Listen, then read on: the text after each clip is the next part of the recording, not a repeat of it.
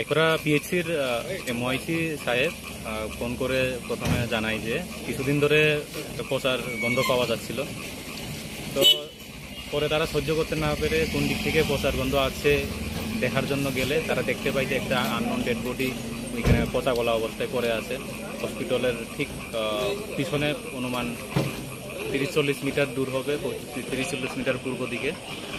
তো ওইটা দেখার পরে তারা থানাতে জানানোর পরে আমরা এসে দেখতে পাই যে ডেড বডি যে লোকটা মারা গেছে সে, তার বয়স অনুমান 45 থেকে 50 হবে, পুরুষ লোক, পচা গলা চেহারা, চেনা যাচ্ছিল না, নাক চোখ অলরেডি পচে গলে রয়েছে।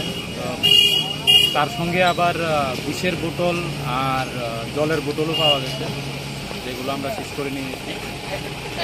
আমাদের অনুমান খুব সম্ভবত সে এখানে এসে বিষ পান করে সুইসাইড করেছে।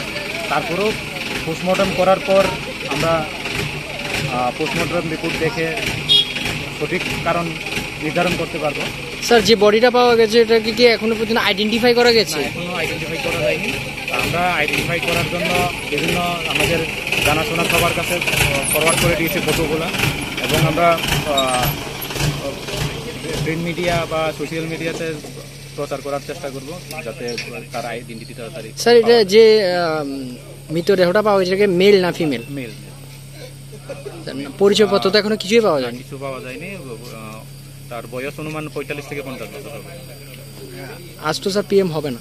না, আজ তো হবে না। আর যতক্ষণ পর্যন্ত আইডেন্টিটি পাওয়া যাচ্ছে না,